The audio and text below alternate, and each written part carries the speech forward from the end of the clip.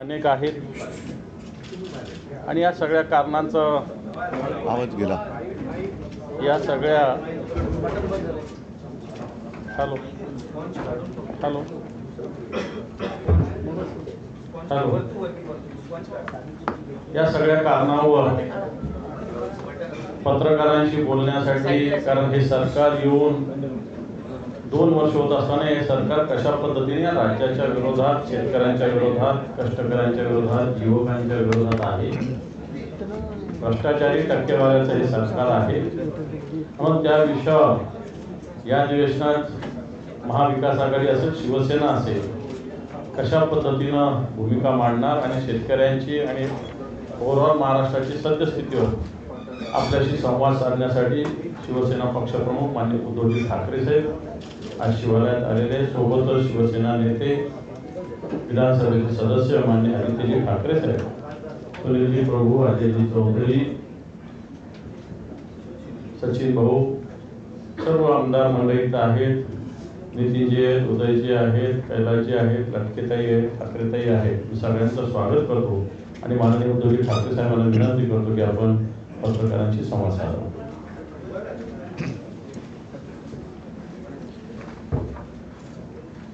या सरकारचं निरोप घेण्याचं अधिवेशन आजपासून सुरू झालेलं आहे। संपूर्ण महाराष्ट्र या सरकारला बाय बाय सरकार म्हणते, खोके सरकारला बाय बाय म्हणते। साहजिकच आहे की या निरोपाच्या अधिवेशनात सरकारकडनं काही घोषणा होण्याची शक्यता आहे। उद्याच कदाचित त्याबद्दल काही घोषणा होतील। साधारणतः प्रथा अशी असते की दरवर्षी केंद्रात आणि प्रत्येक राज्यात अर्थसंकल्प मांडला जातो, सादर केला जातो आणि त्या अर्थसंकल्पाच्या अनुषंगाने ज्या योजना अथवा घोषणा त्याच्यामध्ये समाविष्ट केलेल्या असतात त्याच्यासाठी आर्थिक तरतूद केली जाते। अर्थसंकल्प एका बाजूला जो काही घोषणांचा पाऊस पडेल हा गाजर संकल्प असणार आहे, कारण निधी खर्चच होणार नाही। घोषणा आजपर्यंत खूप झाल्या, घोषणांचा पाऊस आणि अंमलबजावणीचा दुष्काळ हे यापूर्वी सुद्धा मी म्हटलेलं आहे। मात्र जर या सरकारला जरा जरी संवेदना असतील तर त्या घोषणा आपण आत्तापर्यंत गेल्या 2 वर्षात जेवढ्या केल्या त्याची पूर्तता किती झाली एवढं जरी त्यांनी खरेपणाने उद्या नीट सांगितलं तर मी म्हणेन खूप झालं। हे सरकार, याला आता काय सरकार म्हणायचं, कारण खोके सरकार तर म्हणतातच, महायुती सरकार म्हणतात, पण एकूणच जर बघितलं तर केंद्र आणि राज्य हे त्यांच्याच भाषेत डबल इंजिन सरकार आपण किंवा ते म्हणत असतील तर ही दोन्ही सरकारं महागळती सरकार आहेत। हे लिकेज सरकार आहे, कारण राम मंदिराच्या गाभाऱ्यात सुद्धा लिकेज झालेलं आहे, पेपर फुटी झालेली आहे, म्हणजे पेपरसुद्धा लीक होत आहेत, मंदिरसुद्धा लीक होते आणि ह्यांना लाज लज्जा शरम काही नाही आहे। आम्ही काही प्रश्न विचारले किंवा विषय त्यांच्यासमोर मांडले तर ते उलटे आमच्यावरती आरोप करतात। ठीक आहे, त्याच्यावरती या संपूर्ण अधिवेशन काळामध्ये आमच्याकडनं काही प्रश्न उपस्थित केले जातीलच, जीवाभावाचे प्रश्न महाराष्ट्राच्या जनतेचे उपस्थित केले जातील। मात्र एकूण आत्ताची जी काही परिस्थिती आहे आपल्याच माध्यमातून आम्हालाही कळते, संपूर्ण राज्याला कळते आणि राज्यातले शेतकरी ही परिस्थिती प्रत्यक्ष भोगत आहेत। ज्या काही बातम्या येत आहेत ही आता गेल्या आठवड्यात टाइम्स ऑफ इंडियामध्ये आलेली बातमी आहे। त्याच्यात त्यांनी म्हटलं की साधारणतः सरासरी जर का आपण बघितलं तर रोज एक शेतकरी फक्त अमरावती जिल्ह्यामध्ये आत्महत्या करतोय। एकूण तुम्हाला सर्वांना आठवत असेल की हे घटनाबाह्य सरकार जेव्हा अस्तित्वात आलं तेव्हा घटनाबाह्य मुख्यमंत्र्यांनी जाहीर केलं होतं की यापुढे राज्यातील एकही शेतकरी आत्महत्या करणार नाही। त्यांच्यापुरतं ठीक आहे, कारण त्यांची पंचतारांकित शेती आहे। असा राज्यात नव्हे देशात दुसरा कोणताही शेतकरी नसेल की जो हेलिकॉप्टरने स्वतःच्या शेतात जातो आणि पंचतारांकित शेती करतो। विशेषतः अमावस्या पौर्णिमेला वेगळं पीक काहीतरी काढतात असं माझ्या कानावर आहे। मात्र शेतकऱ्याची हालत गंभीर आहे. आज सुद्धा अजूनही पावसाने ओढ दिलेली आहे. पाऊस म्हणावा तसा सुरू झालेला नाही आहे. महाराष्ट्रात अनेक तालुक्यांमध्ये अनेक गावात आज सुद्धा टँकरने पाणी पुरवठा करावा लागतोय. त्याबद्दल यांना कुठेही संवेदना नाही. एकूण जर का पाहिलं तर काही म्हणजे जवळपास 6,500 आत्महत्या ह्या गेल्या 2-1 वर्षात झालेल्या आहेत. म्हणजे पुन्हा ढोबळमानाने पाहिलं तर साधारणतः रोज 9 शेतकरी आपलं आयुष्य संपवत आहेत. विदर्भातील शेतकरी असो, मराठवाड्यातील शेतकरी असो, यांचा वाली कोणी राहिलेला नाही आहे. जर का आपण बघितलं तर यांनी ज्या काही घोषणा केल्या, मी मुद्दामून आकडेवारीच घेऊन आलेलो आहे. साधारणतः 10,022 कोटीची नुकसान भरपाई देणं बाकी. यांनी किती जरी आवडला तरी जमिनीवरची परिस्थिती अशी आहे की हे जाहीर केलेले आकडे नुसते कागदावर आहेत. प्रत्यक्ष शेतकऱ्याच्या हातात किंवा त्याच्या खात्यात अजूनही पैसे येणं बाकी आहे. साधारणतः गेल्या 1 जानेवारीपासून आत्तापर्यंत 1046 शेतकऱ्यांनी आत्महत्या केलेल्या आहेत. ही एकूण जर का परिस्थिती पाहिली, पीक विम्याचे पैसे नीट मिळत नाही आहेत. आजच मला माहिती मिळाली, नाही ते दुसरं तुम्ही दिलं ना, 1 रुपयात पीक विमा, नाही ते द्या ना खालचं. हां, 1 रुपयात पीक विम्याची घोषणा केली होती, पण शेतकऱ्याच्या खात्यात केवळ 70 रुपये काही ठिकाणी जमा झालेले आहेत. अशी म्हणजे सगळे चित्रविचित्र ह्या गोष्टी चाललेल्या आहेत. म्हणून मला आमची मुख्य मागणी उद्याच्या अधिवेशनात ही राहणार आहे की तुमचं आता डबल इंजिन सरकार आलेलं आहे. त्यांच्या सुदैवाने शेपटावरती निभावलं आणि कसेबसं NDAचं सरकार हे दुर्दैवाने आपल्या देशात परत आलेलं आहे. त्यांच्या लेखी असलेली महाशक्ती पुन्हा एकदा तिकडे विराजमान झालेली आहे. तर ह्या डबल इंजिन सरकारने ज्याप्रमाणे मी मुख्यमंत्री झाल्यावरती नागपूरच्या माझ्या पहिल्याच अधिवेशनात कोणीही न मागता मी 2 लाखापर्यंतची रक्कम पीक कर्जाची ती मी माफ केली होती, मुक्त केलं होतं. तसं आमची आज जाहीर मागणी आहे की एकूण या तुमच्या थापा आता खूप झाल्या, नुसत्या घोषणासुद्धा आता खूप झाल्या. अजूनही 3-3.5 महिने निवडणुकांना आहे.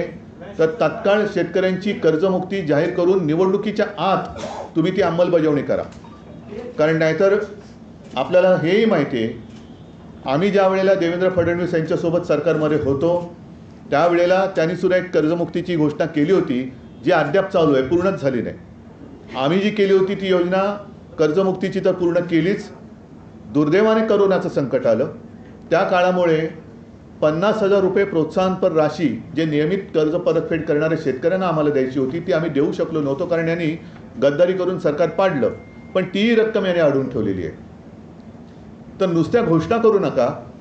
तुम्ही जर अंमलबजावणी करणार असाल तर माझं म्हणणं आहे की पहिली अंमलबजावणी करा आणि मग निवडणुकीला सामोरे जा. कारण आता या सगळ्या गोष्टी होणार. जसं आता आजच एक बातमी आली की एका कंत्राटदाराने शेतकऱ्यावरतीच बंदूक रोखली. पण तक्रार करायची कोणाकडे? कारण मंत्र्यांना इतर कामं बरीच आहेत, त्यांना या गोष्टीकडे लक्ष द्यायला वेळच नाही आहे. आणि असे हे सगळे मंत्रिमंडळात असलेले चेहरे बघितल्यानंतर जनतेचा वाली कोण आहे? जनतेचा वाली कोणी राहिलेलं नाही आहे. आणि म्हणून माझी आणखीन एक मागणी अशी आहे की आता मी असं ऐकलं की ज्याप्रमाणे मध्य प्रदेशमध्ये लाडली बहिणा ही एक योजना आहे, तसं हे सरकार लाडकी बहीण ही काहीतरी एक योजना आणते. माझं म्हणणं आहे जरूर आणा, लाडकी बहीण योजना आणा, पण तुम्ही आता मुली आणि मुलांमध्ये भेदभाव करू नका. लाडका भाऊ म्हणून पण योजना आणा आणि मुलींप्रमाणे मुलांनासुद्धा मदत करा. कारण एकूणच एवढी वाईट परिस्थिती आजपर्यंत महाराष्ट्राच्या नशिबात कधी आली नव्हती. मगाशी अंबरजी आपण एक मुद्दा सत्ताधारी पक्षाच्या लक्षात आणून दिला की सध्या पोलीस भरती सुरू आहे. पोलीस भरतीसाठी 17,500 जागा असताना जवळपास 17 लाखाच्याही वरती तरुणांनी अर्ज केलेले आहेत. अर्ज केले तर केलेत, मात्र त्यांना ज्या काही सोयीसुविधा राहण्यासाठी, कारण गावागावातनं तरुण येत आहेत. माझ्या देशाचं, माझ्या राज्यातल्या कायदा आणि सुव्यवस्थेचं पालन करण्यासाठी म्हणून, माता भगिनींचं रक्षण करण्यासाठी म्हणून जे तरुण पोलिसात भरती होऊ इच्छितात त्यांना सोयीसुविधा पण बऱ्याच ठिकाणी दिल्या गेलेल्या नाही आहेत.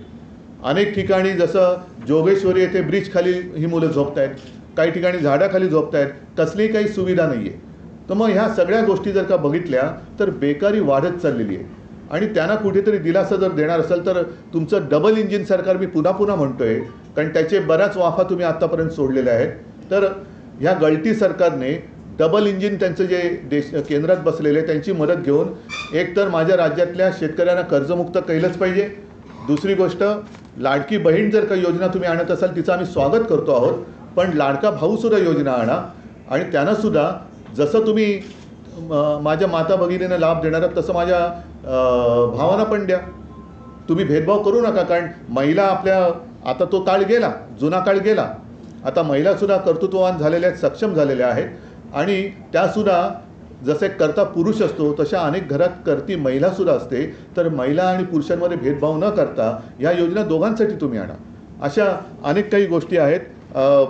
आत्तापर्यंत मुलींच्या मोफत शिक्षणाबद्दल जे काही आश्वासन दिलं होतं चंद्रकांत दादांनी, आज मला चॉकलेट देऊन गेले ते, तसेच ते योजनेचं चॉकलेट त्यांनी दिलं होतं जे पोकळ ठरलं. हे आता योजनेची चॉकलेट देऊ नका, कारण लोकांची सहनशक्ती आता जवळपास संपलेली आहे. कालच्या लोकसभेच्या निकालातून त्यांना जरी कळलं नसेल तरी आम्हाला कळलेलं आहे. जनता आता भोळी राहिलेली नाही आहे की कोणी यावं आणि गाजर दाखवून आपलं काम करून घ्यायचं. तर ह्या गोष्टी आता जुन्या झालेल्या आहेत. तर ही योजना आणणार असाल तर त्याची अंमलबजावणी उद्या जर का काही घोषणा करणार असाल, जर कर्जमुक्ती करणार असाल, लाडका बहीण लाडकी, लाडकी बहीण लाडका भाऊ, दुसरं लाडकी बहीण आणि लाडका भाऊ ही योजना आणल्यानंतर कृपा करून त्याची अंमलबजावणी सुधीर मुनगंटीवारांकडे देऊ नका, कारण त्यांचं चंद्रपूरमधलं जे काही एक भयानक हिणकस भाषण होतं ते ऐकल्यानंतर अंगावरती असा शहारा येतो की असे मंत्री आपल्या राज्यात मंत्रिपदावर राहू शकतात. माता भगिनींना शिवीगाळ करणारे मंत्री मंत्रिमंडळात राहू शकतात. माता भगिनींवरती अत्याचार करणाऱ्याचे आरोप ज्यांच्यावर आहेत असे सुद्धा मंत्री राहू शकतात. तर अशा मंत्र्यांकडे त्याची आणि आता 2-3च महिने राहिलेत म्हणा, पण अशा व्यक्तींकडे याची अंमलबजावणीची जबाबदारी देऊ नका. हीच एक माझं सांगणं आहे. दुसऱ्या बऱ्याच गोष्टी आहेत त्या मी तुमच्या प्रश्नाच्या उत्तरामध्ये येतील त्याच्याप्रमाणे सांगेन. पेपर गळतीचा उल्लेख केला, तुम्ही पेपर गळतीचा उल्लेख केला, पण देवेंद्र फडणवीस असा आरोप केला की उद्धव ठाकरेंची सरकार असताना त्यांच्याच काळ जास्त पेपर फुटले. ते जे नरेटिव्ह हा शब्द आणल्याने तो हाच नरेटिव्ह आहे. एक तर तुम्हाला सगळ्यांना कल्पना आहे की माझ्या काळामध्ये करोना होता. एकाच बाबतीमध्ये जेव्हा आम्हाला पेपर फुटीची शंका आली तेव्हा ते आम्ही ताबडतोब ऑनलाईनचा तो विषय होता, आम्ही रद्द करून परत परीक्षा घेतली होती. पण त्यानंतर परीक्षा कोणत्या झाल्या की ज्याच्यात पेपर फुटले? तर हे खोटं नरेटिव्ह म्हणतात, ते यालाच म्हणतात.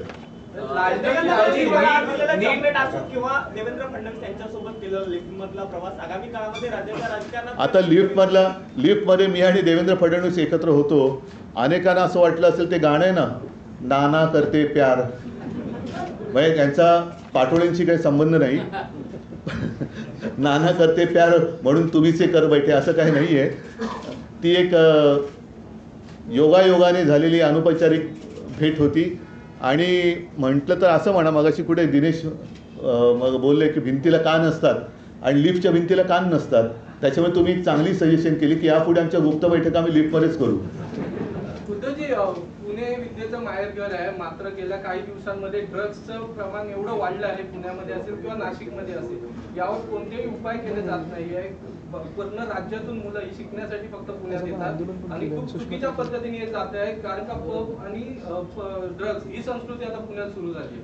ह्याच्या मुळापाशी जावं लागेल आणि तोही मुद्दा अधिवेशनात आम्ही जोरात उठवणार आहोत. पुण्यामध्ये त्याबद्दल आंदोलन तर आम्ही करतोच आहोत, परंतु सरकार एका सत्तेच्या नशेच्या धुंदीत आहे. त्या धुंदीतनं त्यांना खाली आणावं लागेल, कारण महाराष्ट्र पूर्ण नासवण्याचं काम होतं. हे ड्रग्ज येतात कुठून? मध्ये मध्ये ज्या बातम्या येतात त्या कुठल्या तरी गुजरातच्या एकाच पोर्टवरती हे ड्रग्ज सापडले जातात. माझ्या कानावर असं आलं आहे, त्याची सत्यता अजून पटवून घ्यायची आहे की मध्ये एखादी कुठली तरी कन्साइनमेंट पकडल्यासारखं दाखवत, पण इतर वेळेला हा कारभार मोकाट असतो. तर हे ड्रग्ज येत आहेत कुठून? काही आपल्या राज्यामध्ये केमिकलचे जे बंद झालेले कारखाने आहेत तिथून याचा काही सोर्स आहे का? मग याच्यासाठी उद्योगमंत्री काय करत आहेत का? त्यांचे वेगळे काही उद्योग सुरू आहेत.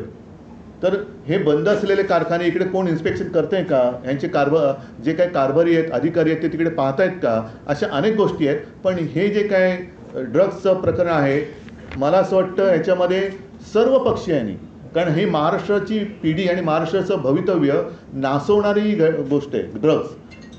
त्याच्यामध्ये केवळ आम्ही सत्तापक्ष आणि प्रतिपक्ष असं न करता सगळ्यांनी एकत्र येऊन हा विषय खणून काढला पाहिजे. मग त्यांचे कोणी सगळे सोयरे असतील, कोणाचे सगळे सोयरे असू द्या. मध्ये त्या एक ते नाव कुठलं गाजलं होतं, ललित पाटील. पुढे काय झालं? खरं खोटं आलं पाहिजे बाहेर. तर त्याच्याबद्दल सुद्धा साहजिकच आहे, आम्ही या अधिवेशनात पाठपुरावा करू. पण हा सुद्धा केवळ आम्ही प्रश्न विचारतो म्हणून तुमच्याच काळात जास्त ड्रग्जचं वितरण झालं असं काहीतरी फालतू उत्तरं नको आहेत. ह्याच्या मुळापर्यंत जा आणि मुळं खडून काढा.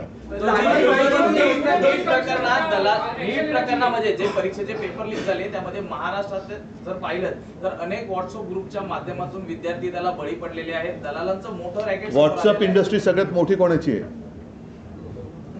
व्हॉट्सअप इंडस्ट्री सगळी इंडस्ट्रीज मी म्हणतो त्याला, सगळ्यात मोठी कोणाची आहे? होना चाहिए, बिल्कुल होनी चाहिए एक्शन. आणि असे अधिकारी जागेवर राहता कामा नये. जे कर्तव्यात कसूर करतात त्यांना निलंबित केलं गेलंच पाहिजे. मी तर म्हणेन सेवामुक्त केलं पाहिजे.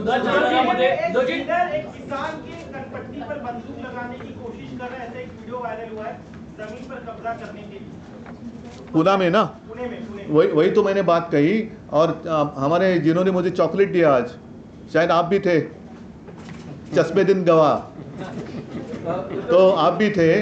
तो मैं तो यही कहता हूँ कि उस जिन्होंने दिया चंद्रकांत दादा पाटिल, उनके पास जब शिकायत की गई तो उन्होंने कहा कि आप ही को कहा कि आपके पास ये जानकारी पहले आती है, हमें और सारे काम है. तो और सारे काम कौन से काम आप कर रहे? मागच्या बजेटमधील कामं अजून सुरुवात देखील झाली नाही, तोपर्यंत नवीन बजेट येतोय. नेमकं चाललंय का या सरकारचं? कारण अजून सुरुवात देखील नाही झाली. हे म्हणून म्हटलं ना, ह्यांची हा गाजर संकल्प आहे. गाजरं दाखवा आणि पुढे चला. पण आता ते चालणार नाही. उद्या एकूणच्या थकबाकी आणि याची होती ना. अनिल परवांची सूचना चांगली आहे की मी तर म्हणेन उद्या काही घोषणा करण्याच्या आधी आजपर्यंत या लोकांनी ज्या काही घोषणा केल्या त्यांची प्रत्यक्षात अंमलबजावणी किती झाली याची एक श्वेतपत्रिका काढा. आणि मला खात्री आहे की ती श्वेतपत्रिका नुसता कोरा कागद असेल. एक मिनट.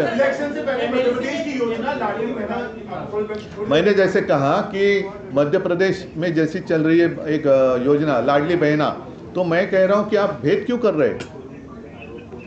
मेरा लाडला भाई भी करो ना, लाडला भाई भी करो, लाडली बहना भी करो. लाडली बहना का हम तो स्वागत करते हैं, स्वागत करते हैं. लेकिन हमारे कई सारे भाई बिना काम के रास्ते पर भटक रहे हैं, वो क्या करेंगे? तो लाडली बहना के साथ साथ लाडला भाई भी लाइए. आपकी महाशक्ति वहाँ से फिर से दुर्भाग्य देश का विराजमान हुई है, तो ले लो उनकी सहायता. और लाडला भाई भी योजना लाइए. एक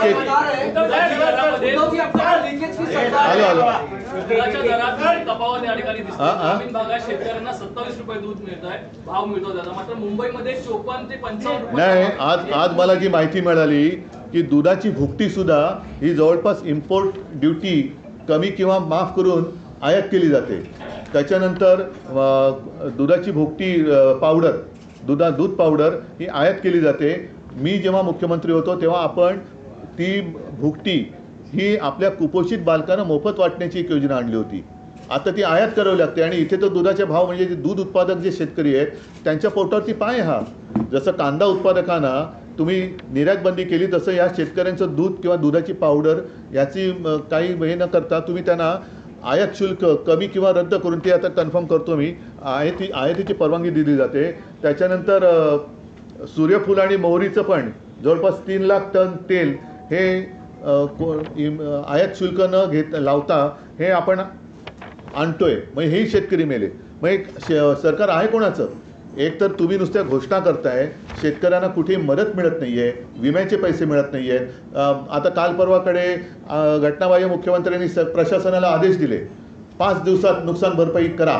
कोण करणार? पैसे देत आहे कोणालाच नाही आहे. उलटं पीक विम्याचं सुद्धा मी सांगितलं ना, ते होतं ना पुढे गेलं कागद, त्याच्यात दलालाचे फोन येतात त्यांना पैसे तुम्हाला मिळवण्यासाठी. हे सगळं आम्ही आमचं सरकार आल्यानंतर खणून काढणार आहोत. एक मिनिट. आपने कहा लीकेज की सरकार है, महाराष्ट्र में भी नीट का मामला जो है सामने आया लातूर में, इसको लेकर क्या कहेंगे? नहीं, मैंने कहा ना कि ये तो लीकेज सरकार है, ऊपर भी और नीचे भी. राम मंदिर, राम लल्ला जहाँ इन्होंने विराजमान किया, वहाँ के जो संत है उन्होंने कही है बात कि वहाँ भी लीकेज है. तो इनकी सरकार तो लीकेज की सरकार है और ये कारोबार नहीं संभाल सकते, मंदिर नहीं बांध सकते ठीक से, कारोबार नहीं संभाल सकते, क्यों हम उनको वोट करें?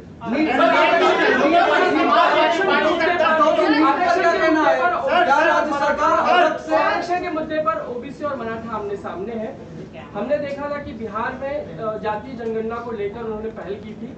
अधिवेशन शुरू है, क्या इस तरह की मांग आप करेंगे? और खासकर तो नहीं, मांग करने से भी ज़्यादा मैं यही कहता हूँ कि पिछले अधिवेशन के कार्यकाल में इन्होंने एक कुछ तो उत्तर लाया था, तो हमने तो उनका समर्थन किया था. तो आज भी मैं चाहता हूँ कि ओबीसी है, मराठा है, जिन्होंने छत्रपति शिवाजी महाराज जी की शपथ ली है, वो इसके ऊपर एक उत्तर निकाले, हम साथ देंगे. सर्व मान्य तोडगा काढावा, आम्ही सोबत आहोत. मराठी माणसाला मुंबईत आरक्षण घरांसाठी मिळावं यासाठी अनेक परवानगी पत्र दिलं, याकडे आपण कसं पाहता? याकडे कसं पाहायचं म्हणजे मिळालंच पाहिजे. मराठी माणसाने रक्त सांडून मिळवलेली मुंबई त्याची हक्काची राजधानी आहे आणि या मुंबईमध्ये हे यांच्याकडे मोठे मोठे बिल्डर आहेत, यांचे पालकमंत्री सुद्धा बिल्डर आहेत, त्यांनी सुरू करावं. लोढा टॉवरमध्ये 50% मराठी माणसांना द्या. कॉर्पोरेशन में आके बैठते हैं आप, तो आपके टॉवर में दे दो ना 50% मराठी लोग रहेंगे, तर द्या. कारण हे केलं नाही तर आम्ही असताना मराठी भाषा सक्तीची केली ना, दुकान आणि सगळ्यांचे बोर्ड हे मराठीमध्ये केले ना. आता गिरणी कामगारांना सुद्धा घरं देण्यासाठी आम्ही आग्रही होतो, त्याही वेळेला केलं, आजही आमचा आग्रह आहे. पण आमचं सरकार यांनी गद्दारी करून पाडलं नसतं तर आम्ही मराठी माणसाला मुंबईमध्ये 50% घरं प्रत्येकाला कंपल्सरी केलंच असतं आणि या पुढे सरकार आलं होती सुद्धा आम्ही करूच.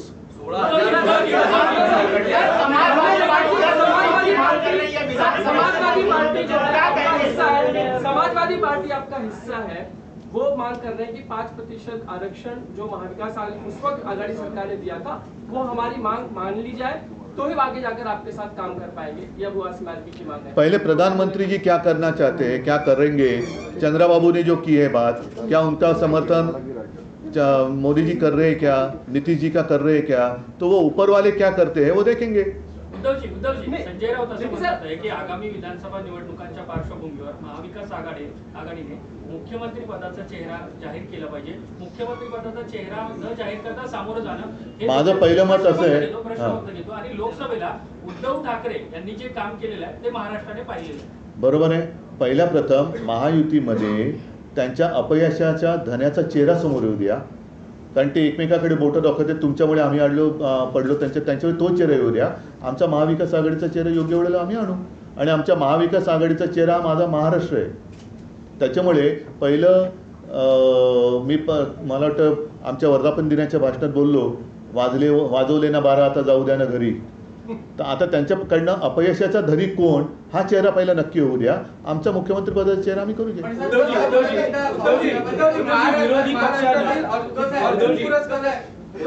पवार साहेबांनी अर्जुन पुरस्कार, शिवछत्रपती पुरस्कार हे महत्त्वाचे पुरस्कार महाराष्ट्रातील आंतरराष्ट्रीय खेळाडूंना दिले जातात. त्यांची थेट नियुक्ती शासनाच्या नोकरी संदर्भात केली होती. मात्र गेली 7 वर्ष झाली त्यांच्या नियुक्त्या झाल्या नाहीत. त्या खेळाडूंना आता आपले पदक परत करण्याची वेळ आली आहे. बघा, हे ज्या गतीने सुरत, गुवाहाटी, गोवा पळाले तर त्यांनाच आता एक चांगला पुरस्कार या निवडणुकीत जनता देईल, पळपुटा पुरस्कार. आणि त्याच्यानंतर हे त्यांच्या हक्काचे जे कर्तृत्वाचे पुरस्कार आहेत ते आमचं महाविकास आघाडीचं सरकार आल्यानंतर आम्ही जरूर त्यांचा आदर मान करू.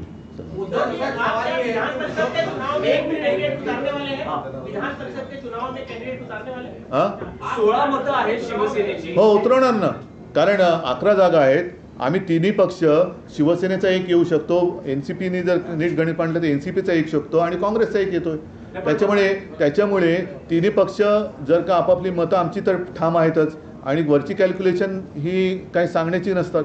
त्याच्यामुळे तिन्ही पक्षांचा एक आमदार येऊ शकतो. जयंत पाटील जर का एनसीपी त्यांना त्यांच्याकडनं देत असेल तर जयंत पाटील पण निवडून येऊ शकतात, शिवसेनेचं एक येऊ शकतो आणि काँग्रेसचं एक येऊ शकतो.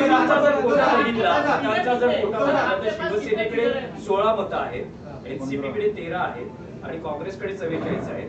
साधारण 23.5. आता या सगळ्या गोष्टी मी आता उघड करून सांगितल्या तर निवडणूक कशी लढू मी? म्हणून मी सांगितलं की गणित आमचं पक्का आहे. 11 जागांमध्ये एक काँग्रेसचा तर येतोच, एक शिवसेनेचा येतो आणि एक राष्ट्रवादीचा पण येतो.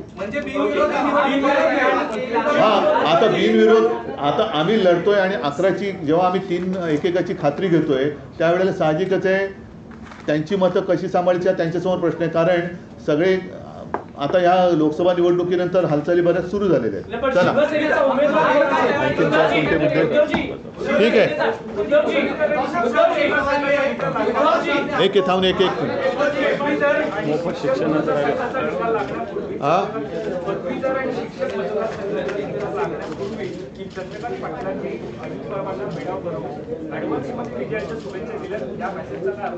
म्हणून मी म्हटलं ना की येती विधान परिषदेची जी निवडणूक आहे, जर निवडणूक झाली तर गमतीशीर होणार आहे. पेढे गुप्तपणाने कोण कोणाला भरवते ते तुम्हाला कळेल. ठीक आहे चला, हे पक्षाचा असेल आणि सगळ्यांना धन्यवाद देतो. आजपासून ह्या महायुतीच्या किंवा महागळती सरकारच्या निरोपाच्या अधिवेशनाची सुरुवात झालेली आहे. आपण सर्वजण त्यांना भरलेले किंवा रिकाम्या हृदयाने निरोप देऊया आणि पुढच्या निवडणुकीसाठी. एक प्रश्न आहे, मध्यंतरी पवार असं म्हणाले होते की जे आमदार त्यांचे सोडून गेलेले आहेत, जिथे सहकार्याची भूमिका असेल अशांना परत घेण्यासंदर्भात विचार होईल, पक्षात चर्चा होईल, ज्यांची आवश्यकता आहे अशांना पुन्हा पक्षात घेतलं जाईल. पण तो त्यांच्या पक्षांतर्गत प्रश्न आहे, मी काय करणार? नाही पवार साहेबांनी त्यांच्या पक्षांतर्गत त्यांच्या पक्षाचा विचार मांडलाय. माझ्या पक्षाचा मी मांडलेला आहे आणि या पुढे सुद्धा मांडेल. चला सगळ्यांना धन्यवाद. हा, जय हिंद, जय महाराष्ट्र. चला थँक्यू. हा, जय महाराष्ट्र. आपण जर पालघर जिल्ह्याचे काही प्रवेश आहेत तर आपण थांबला तर माझी विनंती आहे, 2 मिनिटं प्रवेश. चला बोलवा पुढे. आपल्याला अल्पप्रमाणाची व्यवस्था आहे. प्रवेश झाल्यानंतर अल्पप्रमाणाची व्यवस्था आहे. आपण हे सगळे माईक काढा ना, माईक डिस्कनेक्ट करा ना.